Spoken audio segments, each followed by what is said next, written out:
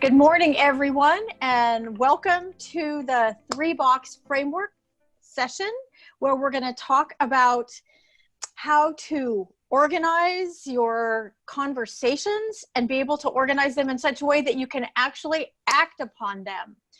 My name is Ellen Pace, and my friend and colleague Michael Butler is going to be doing this presentation together with me. Michael is setting up the slides now. I know by now everyone is insanely familiar with Zoom, but I just want to go over that because we're going to do these really fast and furious, you're probably smart to put your microphone on mute so we don't get any background distractions. And because we're not looking at everyone on the screen, feel free to turn off your video so that you don't have to use up all of your device battery. We are recording this session, so if you want to watch it later or share it with friends, it will be recorded, as will all of the other sessions that you did not get to attend. The other thing I want to share with you is that we have inserted in our conversation with you today some opportunities for questions. It would be great if you put your questions in the chat box. I'm going to try to monitor those questions so that we can talk about the questions that you have as they come up. And at the end, we'll try to leave a few minutes for questions. But Michael and I are also available through the rest of the conference or on email to answer any questions that you might have. So again, thank you for joining us for this conversation.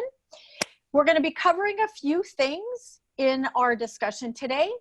We want to first reiterate the importance of what effective collaboration is. I know that you heard a lot from Dr. Noguera as well as from Simon Breakspear about how important collaboration is in solving problems, but let's understand a little better and more deeply what it really looks like. Thank you. Welcome, David. If you could put your mic on mute, that would be wonderful. So if everyone could put their microphones on mute, that would be great. Okay, so the second thing that we want to accomplish in our workshop is that we want to share with you this tool for how to have constructive conversations that solve complex problems. The last thing we're going to do is not only be able to talk about how to have those conversations, but how do you turn those ideas into real action? So what I know we heard a lot about over the last 2 days, or the last day, was Simon Breakspear as well as Pedro Noguera talking about how important it is for us to have conversations that focus our attention on what needs to be done. And I don't know if you're like me, but I'm a big thinker and I want to do everything. And some people only deal with minutia. So the tool that we're going to help you with today will help people like all of us be able to focus our attention and accomplish things that need to be done in a timely and prioritized and collaborative way. So first, let's talk about what does collaboration look like. I know you've seen this chart before. These are the quadrants of collaboration by Andy Hargraves. And in his description of collaboration, collaboration is really about two different things. One, it's about the quality and focus of the work that we're doing. And the second part of what collaboration is comprised of is the relationships between the people. Do they have the ability to trust each other? And these 4 quadrants reflect experiences that I know you've had in all the different kind of work environments you have. So when you have low collaboration and low precision on what you're doing, you're not going to have very good outcomes. So that lower left quadrants are our schools or work environments where people don't get along very well. Teaching is done haphazardly, meaning the good teachers can be good, the bad teachers can be bad, kids can get lunch, buses can run. Nobody's really paying attention to the quality of what we're doing, and we don't trust each other. That's pretty easy to understand. In the upper right quadrant, which is really where we're all trying to get to, we're all doing our really best work, as evidenced by great outcomes for kids and a feeling of deep satisfaction in our workplace and an ability to trust the colleagues that we work with. We're having those candid conversations and we know we have each other's back and kids are getting what they need. But in a lot of our environments, we have good quality work being done, but we don't really have a lot of trust. So we're not able to tackle these really complex and moment issues like COVID or having those deep conversations about race because we're pretending how much we all love each other. And we're not getting to the root of what is really keeping us from being as successful as we really could be. The last quadrant is those quadrants where things are fine and nice, the informal collaboration, but we're not, again, performing with the level of quality and professionalism that would make our schools meaningfully successful for kids and great places to work for the adults. So again, what we're trying to do is do great work and feel good about working with each other, that collaborative professionalism that Andy Hargraves talks about. So if you can build that kind of environment, you know your school is going to be successful and dynamic. So one of the ways to make that happen is to figure out how can we actually work together. And that's what the 3-box framework does. It gives us a structure to be able to start building conversations and building relationships all at the same time. Right, Michael? Hi, everyone. So the 3-box framework is really a straightforward way to organize yourself so that you can, using the Andy Hargraves language, you can build a lot of precision about what it is that you're trying to make the focus of collaboration, as well as provide some opportunities for building trust within collaboration. So the 3-box is a really straightforward thing. We're going to outline it for you, but it's a collaboration tool that pushes you into action quickly. And it helps us build on what's working. It helps us get rid of the stuff that's standing in the way. And it also helps us generate new ideas by compartmentalizing those pieces of it. And it's also a good way to increase some coherence and alignment with the other planning processes that you already have. Your single school plan for student achievement, your LCAP, your safety plans, things around categoricals, etc. So I'm going to go quickly through and kind of explain what the different boxes are. So box 1 is what we call the build on what works.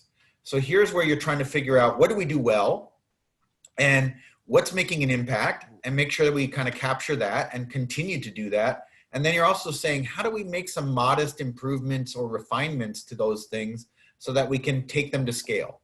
And how can we kind of do a little bit more to just kind of squeeze the most efficiency out of the things that we know we're focused on the right thing and we're seeing some traction, but let's make sure we do it as well as we possibly can. So box 1 is pretty straightforward. It's just improving what you're already doing and celebrating what's working and scaling it. Box 2 is a bit tougher because here we're trying to say, get rid of the stuff that's in the way. So here you're trying to say, like, maybe it was a good idea, but we've changed, or like enough things have changed in our environment or our demographics or whatever, that maybe it's no longer such a great tool anymore.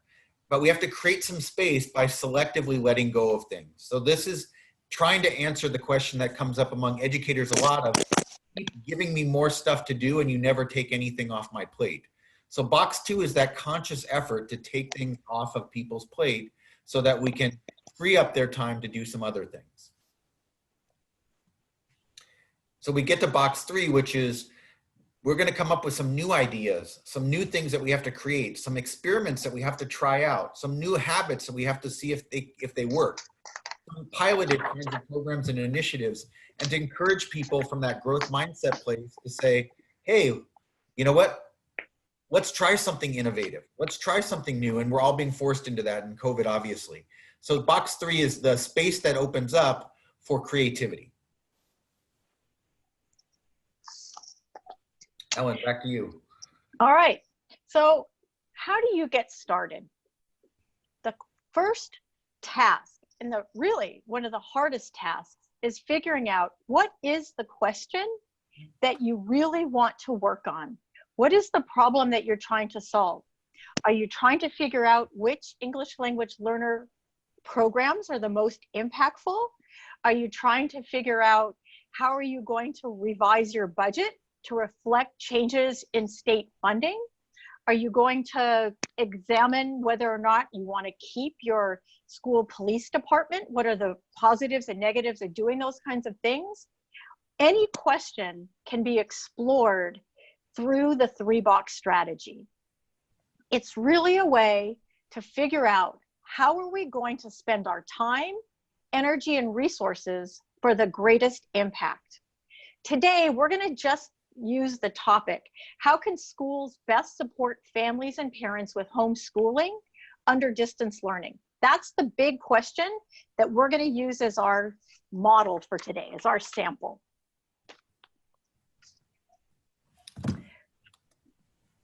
So first, go back. First, you want to build a table of diverse problem solvers. This is where your LMI roots really come in handy. You want to make sure that you have a reflection of all the people who are involved in the issue that you are working with, and that group reflects diverse opinions, diverse labor partners, all the different people who can help you understand the problem well and can bring diverse ideas to the table for how to solve it. This is where you say, I am not going to just have the yes people at the table. I need to understand and dig in deeply, and I want to make sure that everyone has a voice in helping to lift up what's working and how we can be better at what we do. So having built the table, it isn't just to give everyone free, open space to just do anything. It's really, how do we manage our process to get the most out of what we're doing? So first, we're going to identify the problem. Again, we're using the question, how can schools best support families and parents with homeschooling under distance learning? How can we spend our time, energy, and resources for the greatest impact? Next, you want to be really clear about what is the role of the people around the table. Is the group advisory? Is the group a decision-making group? Is the group just laying out some ideas that someone else is going to build upon? And once you've decided, how often is the group going to meet? What are the parameters around those meetings? Third, you want to decide, what are the ground rules? Are the decisions going to be made by a majority of the people or by some other standard? Are notes going to be taken? Are they not going to be taken? And in our example, we're going to note that the decisions are by majority, and that we're going to note that we will take notes, but we're not going to provide any attribution to what's said. The last suggestion for laying the foundation for a smooth running meeting is to allocate some tasks or responsibilities that help the meeting run smoothly. First, you might want to have a facilitator, someone who keeps everyone focused on the question and make sure that you take time for checking for understanding to make sure that everyone is on the same page at the same time. You might want a timekeeper to make sure that you're actually keeping things moving according to the time schedule that you've allotted to the meeting or to the work to be done, and that allows the respect for people's time. You will probably want a note taker who's going to memorialize those big ideas and agreements, not necessarily dictation, but most of us have so many things going on, it's hard to remember exactly what we talked about or what we agreed to. So having a note taker keep those notes is really helpful. And last, you might want to have what we used to call a Yoda, somebody who helps us keep the culture and climate focused on being collaborative and not allowing the group to go down a path that destroys the trust building that's taking place. Step 3, what are the assumptions that you're working with that everyone in the group should understand and know so that you level the playing field to start? So in our scenario, first we want to talk about schools. What do we know about schools? We know that schools are complex places, that everything is connected, that there aren't enough resources, either financial or person, to be able to accomplish everything that needs to be done. We know that plans are great, but things have to be adaptive to changes that are constantly happening, as we've been experiencing. We cannot do everything at once, so we have to prioritize what we want to achieve so we can actually achieve something. Lastly, random acts lead to random results, so let's keep focused. And then what do we understand about parents? What are some assumptions that we want to share collectively about parents? They all want the best for their children. They're busy. They want to support their children's success. Parents bring their own knowledge and experience to the table. The majority of them are not teachers, and they probably do need some support for their children to achieve the goals that they've all set for them. So when we're approaching this issue with the 3-box, right? And the 3-box is a way, again, to compartmentalize this issue. You have to then start to say, what are the sub-issues that, or categories of work that we might be operating from? So we're trying to use the example here of how schools might organize themselves to better support families and parents around homeschooling under distance learning. And so we thought about this, Ellen and I, and this comes from our experience trying this out with the Monterey County Office of Ed in some respects. And so we came up with some possible sub areas. So one category of work might be around how can we help parents and families with regard to technology? How can we help them with the actual kind of lesson instruction or follow up to lesson instruction? How can we help them around, enhancing parent-teacher engagement, connections between faculty members and family? What do we need to talk with parents about when we're using this term social emotional learning or social emotional support? And maybe there's some basic needs that need to be addressed that are in this. So the sub areas and the focus are just these categories of action to think about as we start to kind of walk through the 3 boxes and ask ourselves the key questions associated with each box. And I forgot to mention this, but really the 3 box is like, you could have a whole meeting devoted to 1 box, or you could time delineate, the next 20 minutes, we're only going to focus on box 2 or box 3 or whatever the case may be. So in box 1, what we're going here again is we're building on what works. We're making sure that we have a thorough process for understanding what works. We're checking for understanding, and then we're filling out something that looks a little bit like this. So this is a worksheet, and there's nothing magic here, but it's a tool that, we have used with some success. And you can see the categories of work that I was referring to listed in that first column: technology, lesson instruction, etc. And then the note taker would be capturing this, like, what do we think is going well in our group? So capture that. What do we think we could change that would be more successful, right? So list that. And then those get transformed into some improvement goals. And ultimately, then we ask ourselves, like, is this something that the group can decide on its own? Do we need to inform a supervisor? Do we need the supervisor to be in part of the decision-making process, or does it need to be pushed upward, right? So we're thinking, like, from a school team standpoint, you might need to ask yourself these questions in each of these categories. And we've given you a couple different examples of, maybe food distribution is under basic needs, and maybe like, technology surveys to find out about connectivity and access to equipment is under the first bucket. So these are just examples. You don't need to fill in every single box, and your discussion might not have to take you through every single box on this chart.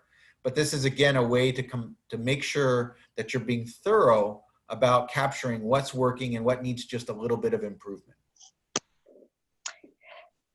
In the sample that we put in the tools associated with this workshop, there's an additional column that we've added, which is there consensus for your ideas? So in your discussion, this tool is intended for all the ideas to be included, not just those that you have consensus on, but everything, so that you can actually have a deep conversation about all of the items. And it's actually surprising when you get into a discussion and, for example, the food drive, let's just use that one. Somebody might say, we did a fantastic job on the food drive, and I want to put that here as something that works well. 3 other members of the group might feel very differently. They might feel that the food drive was a really great idea, but in implementation, it didn't work well. Perhaps they feel that a neighborhood was totally ignored and didn't get the word about the food drive.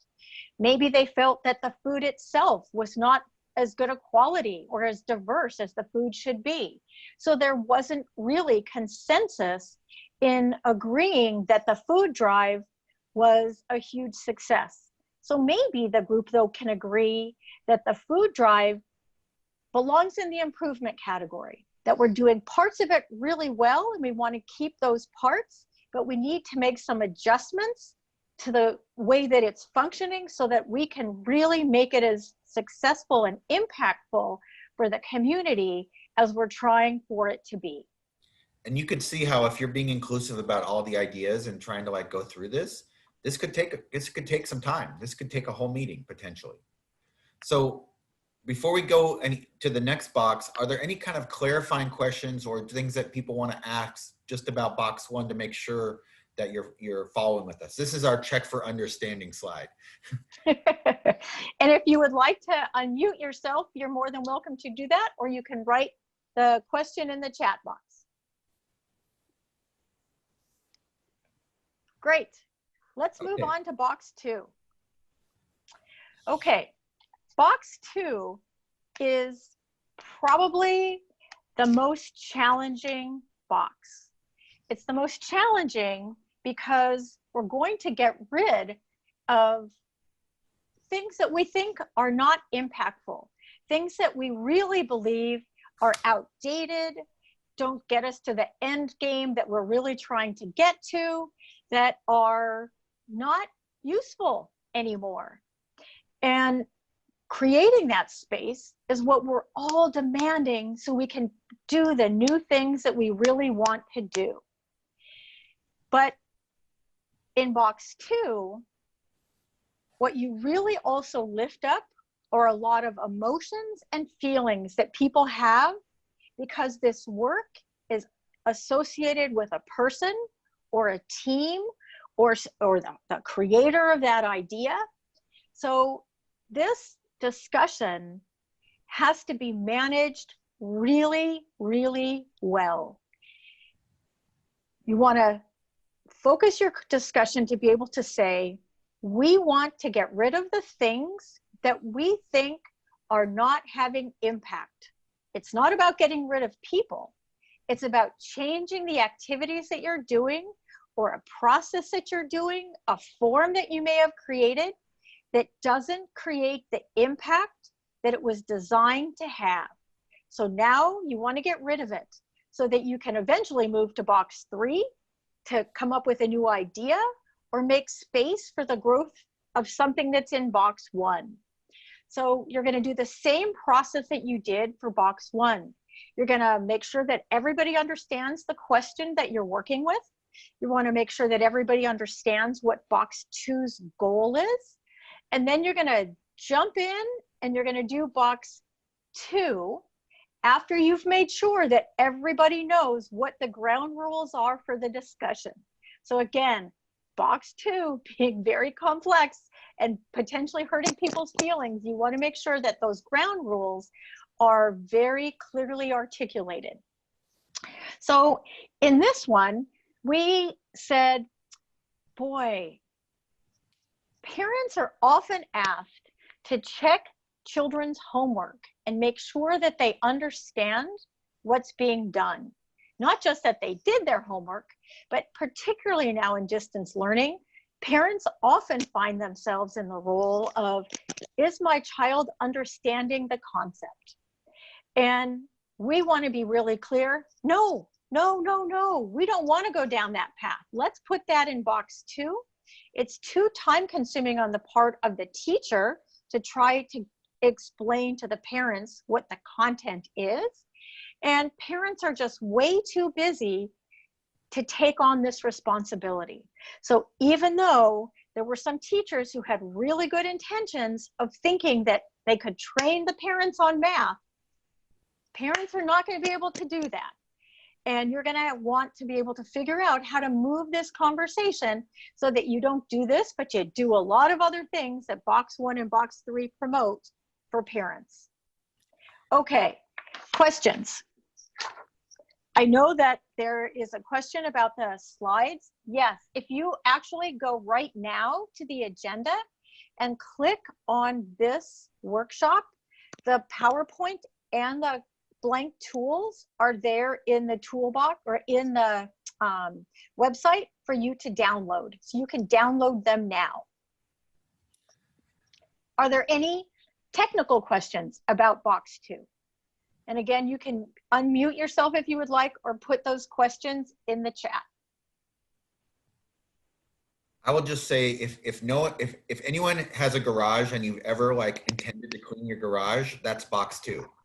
You know, it's easy to put off and it takes a lot of time to do it. And while you're doing it with your spouse or your partner, you may disagree over what gets put into the pile for getting rid of.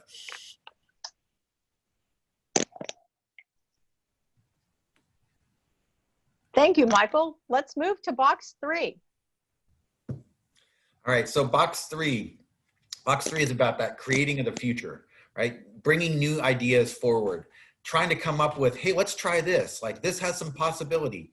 And it's trying to create a culture where people feel comfortable in a meeting setting, offering up an idea which may not always be successful, right? And so you're trying to really get people to think creatively. And this is sometimes a challenge because a lot of us have had some bad experiences with, you know, or do they really want me to give an idea, or are they just hoping that I land on the idea they've already discussed? So creating that culture of creativity and experimentation does require some convincing and some reassurances, because not everyone is really used to truly piloting ideas. And let's be honest, a lot of school districts, especially some of the larger ones, they don't often do this. They don't often pilot ideas. They just kind of take an idea to scale very quickly. And so just like we want to tell students that the first draft is not the last draft, this is the drafting of ideas. So this is kind of like, let's try out this first draft. Let's see how good it is. And let's revisit it on a regular basis. So box 3 is really great. And some people embrace it right away because they're the people who love to write on a blank piece of paper, and other people need a little bit more scaffolding. So box 3 is a form of scaffolding, right? So here we've given a couple examples, like to build on what we were talking about in box 2. If parents are not really equipped or have the time to do that checking for understanding, maybe, just maybe, there's some peer support that could be organized so families support each other in that. Right? And we're calling that a virtual neighborhood, right? So that could be an idea that could be attempted to help parents feel a little bit more confident about, how do I know that my kids are grasping what they're supposed to be learning? And then you can see some action steps that would flow from that about, you know, you'd have to group the students into these quote unquote virtual neighborhoods and organize some sort of scheduling for that. And you might need to provide some study guides or some prompts for how people talk about this kinds of stuff.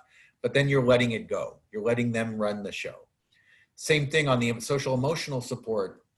You might have to come up with some areas of focus. You might have to break down that big issue of social emotional support into smaller bite-sized chunks.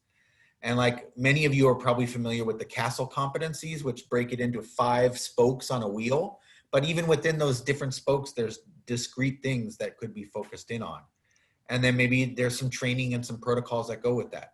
So these are examples of things that you would try out and see if parents and families could really embrace this, and if it seems to have some traction and making some impact. We won't know until we try. So in this piece, the meeting is really about capturing the new ideas and then kind of asking ourselves carefully, what would it take to take this from a discussion stage to a next step? And then that same set of questions around decision making. Can we make this decision unilaterally? It's not really controversial, or do we need to bring other people into the mix as we begin to roll this out? So are there any questions about any of the box 1, box 2, or box 3? What it might look like to facilitate a meeting for it before we get into how to take those ideas and turn them into action.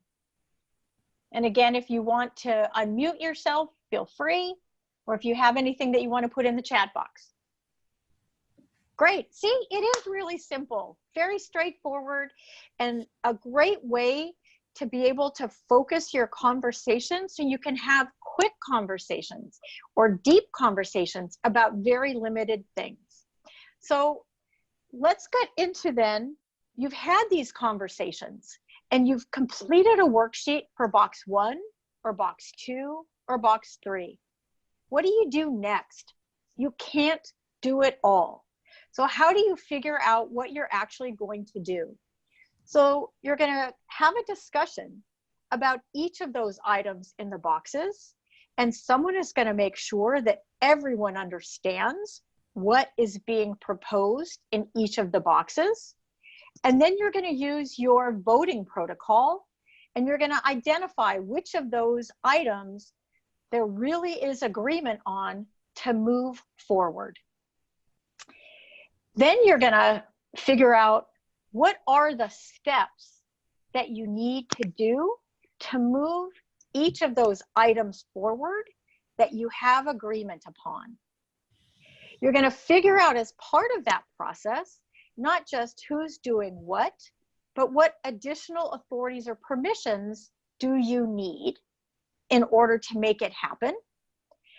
And once you have all of that articulated, you've identified the next steps. You've identified who's going to take responsibility for what. You've talked about how you're going to monitor the progress of what you're doing. You're then going to really take a look at it and go, all right, what's the timing that we can actually achieve these activities? Michael, let's go to the next slide. So here is a template, what we would call a work plan, that we would use to articulate the kinds of steps, responsibilities, and dates needed to accomplish what we've set out to do. And using a tool like this, you can prioritize 1 or 2 or maybe 3 things that you're going to do first, and those things that you're going to give yourself more time to implement, because we know we can't do it all well, and the best result is a good result. And you want to have the best results and give people the time to actually do their work well. So we're going to limit the amount of things that we're going to do. So if we look at the outreach for technology, because we want to send out a survey, we've listed 3 activities that are connected to that. 1, we want to send the technology information and surveys to the families. We want to review and organize those responses. And then we're going to figure out what staff or technician do we need to have connect with the family for them to be able to be technologically connected to the school. We've identified who's going to be doing it, and we've identified some due dates by which those tasks are going to be done. And then in the notes section, we made some notes that reference the fact that we actually have an old letter and a survey that we can use. We don't have to craft a new one. We just need to update it. We need to make sure that we have an accurate student contact list that we can use to send things to. And this way, everybody knows what needs to be done, and we can engage in group accountability rather than one person holding someone accountable. Everyone can be responsible for making sure that the work is getting done. Okay. Thank you for the chat question. Yes, we can share the screen and show you where those documents are before this session ends. Okay. Are there questions about taking those ideas and turning them into an action plan. Does that resonate for everyone?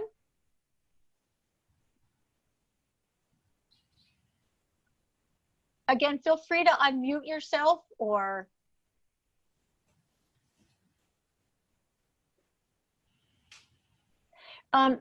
Michael, okay, thanks, Mac. Okay, so let's go then to the next slide. So I just want to say one thing. So, you know, we gave you some examples on the work on the earlier slides. For example, you know, these, you know, we just wanted to give you an example of parent and family support is just one way to illustrate this, right? So we are not saying that these are the only things that could be thought about. We just wanted to illustrate the 3-box through that lens. And so, but, you know, if there's anything here that, you know, that catches your fancy and it seems like it might resonate with you, by all means, take it, run with it, go with it.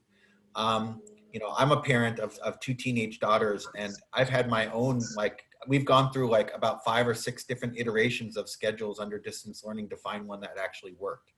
And then of course, everything's changed now, and now they're in summer. So this is like an ongoing debate. So I just wanted to put that out, but like, Ellen, go back to the toolbox unless anyone has anything that they want to share. Great. So I can't say enough that this is a framework and a tool. And what LMI is trying to do is to give you a toolbox of all kinds of resources. So these pages, you can modify them, you can put some additional questions into them, you can use it however makes the most sense for you to be able to facilitate conversations that enable everyone to participate, that brings out the voices of those that might not have felt safe to speak before, that allows you to capture ideas and not forget them and be able to discuss them with some depth and heft, that allows you to really vet things and take advantage of the ideas and the things that are working well.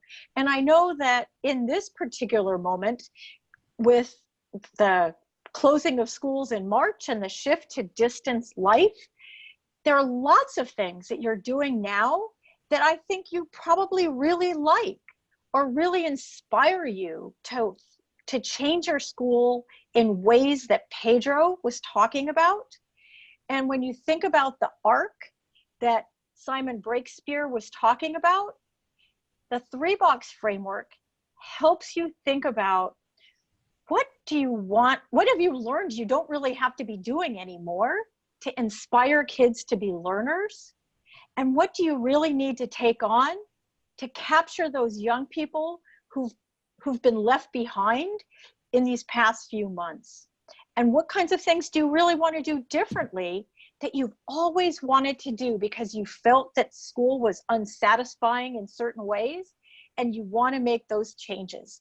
These boxes allow you to have those conversations in structured, hopefully non-personal and non-emotional ways, and let you get the depth and seriousness of those ideas in a way that you haven't been able to spend the time doing in the past. So a couple of tips for implementation success. 1, be curious. Be like your students. There are infinite ways to solve problems, and model for your students and your parents that there is no one specific best way. There's just lots of ways based on the circumstances. 2, be clear. The clearer we are in our communication about decision-making parameters, what the question is we're trying to do, helps everyone feel they're engaged, they're working on the same mission and vision, we're being coherent, like Michael Fullen encourages us to be, and it helps us to be consistent. Consistency and follow-through are what will lead to our greatest success in building trust and having everyone feel that we are being successful in what we do.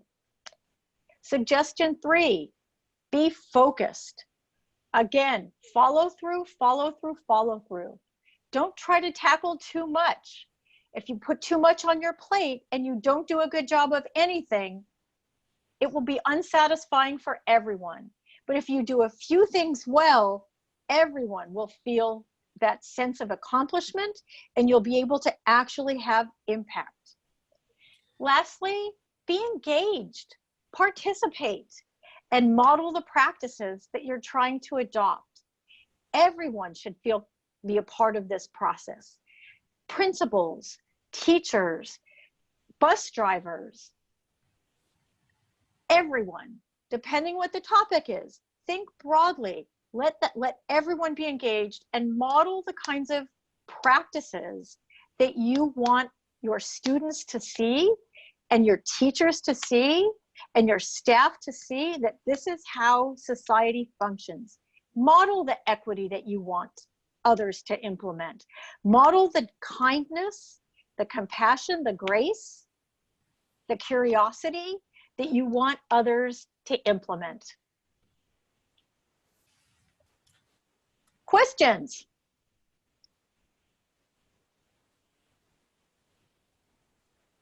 This is a quiet bunch. Okay, thank you. This is our contact information. Michael, can you share on your screen the conference agenda page where this workshop is so that they can see the PowerPoint and where to download it from?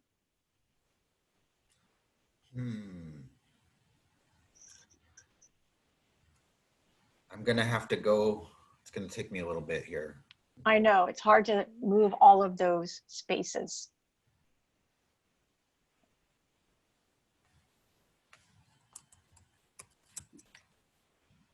In the meantime, does anybody want their own experiences in trying to facilitate these kinds of conversations? Things you're maybe excited about putting into the 3 box? Anybody have a good idea of something they want to put in box 2 to free up some of everybody's time and focus? So Ellen, is it under the resource library? No, go to the agenda. Yes, okay. And go to the workshop.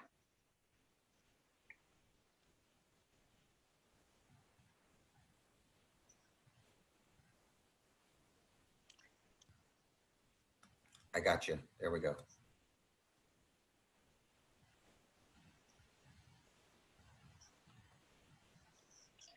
Our tech support Mac is writing all of the instructions in the chat box for anybody who is interested.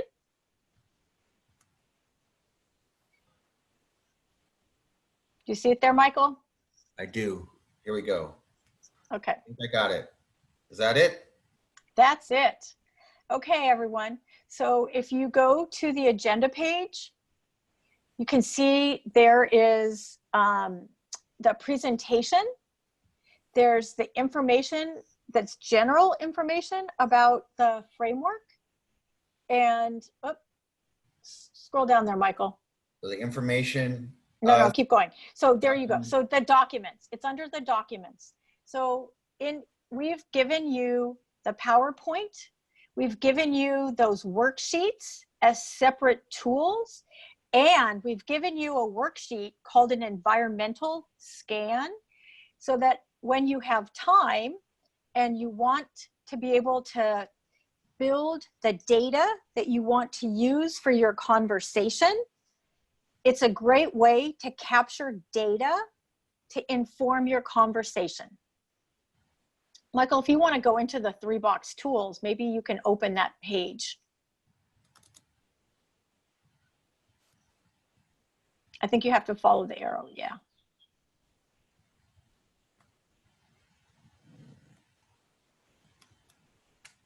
Should be there. It's not letting me do it. Maybe it's not letting me do it from the share screen.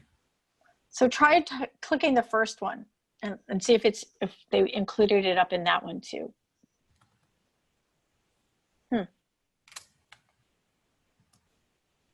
It looks Here we like go. it's downloading at the bottom of your screen.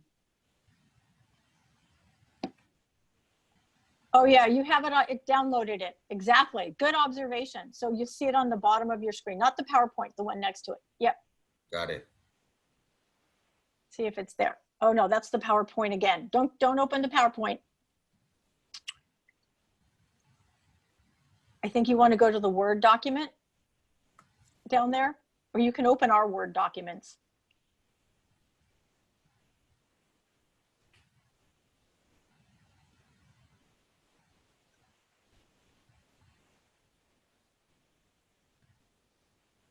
There we go. So we have an overview of the tool. This is the environmental scan worksheet. Okay, it's not showing up right now, Michael, Oh, on your screen. let me try that then. I think you have to change the screen that you're viewing.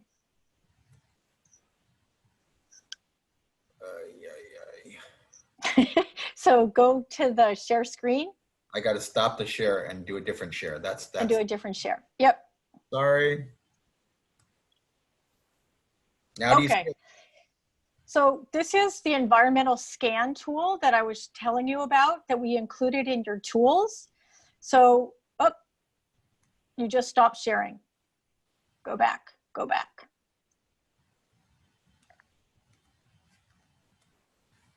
So sometimes, and scroll down, sometimes when you are, in fact, most of the time, when you really have time for your conversation, it's useful to be able to capture the data that you need in order to make smart decisions.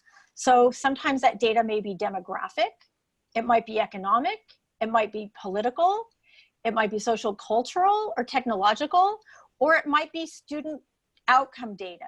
It might be teacher attendance data. Whatever is relevant to the topic that you're discussing, your conversation will be richer and the conversation will be less focused about people when you use information from multiple sources to complement what you're talking about, or to corroborate what you're talking about. This is especially helpful in box 2 and box 3 because it kind of says like what's really changing in our environment or our ecosystem that might suggest that maybe we need to revisit stuff and maybe make space for something new. And it also kind of points the direction in, oh my gosh, you know, we have a really big demographic shift happening in our community, or there's a lot of political shifts about regulations and policies that, you know, open up new opportunities that we want to take advantage of. So this is intended to help on box 2 and box 3 especially.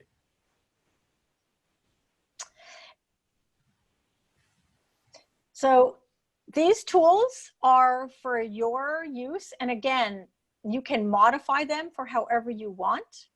The very first tool in this toolkit that we've shared with you is just a summary, a refresher of the 3 boxes so that you can remember what the focus of each box is. And then you can adapt your own questions and the data you want to use to the goals of each of these boxes. You may already be familiar with something like this. You may have called it something different, but it's a way that helps us all work together, especially when maybe we don't have the best trust, we don't have the best working relationships. It allows us to have conversations that are not personal and are focused on a particular question, and enables us to be mission driven in our work. And again, build the kinds of follow through and trust that it takes to become a truly collaborative organization. And last word I will just say is going back to that precision and trust. So 3 box helps you plan precision, and 3 box helps you organize and facilitate trust. And if it does that for you, great. Okay, we are at our time. Thank you all very, very, very much for attending. Michael and I have shared our emails. If you have any questions that you want to ask us at other times, enjoy the rest of the conference, and thanks again for joining us. Thank you everyone for coming.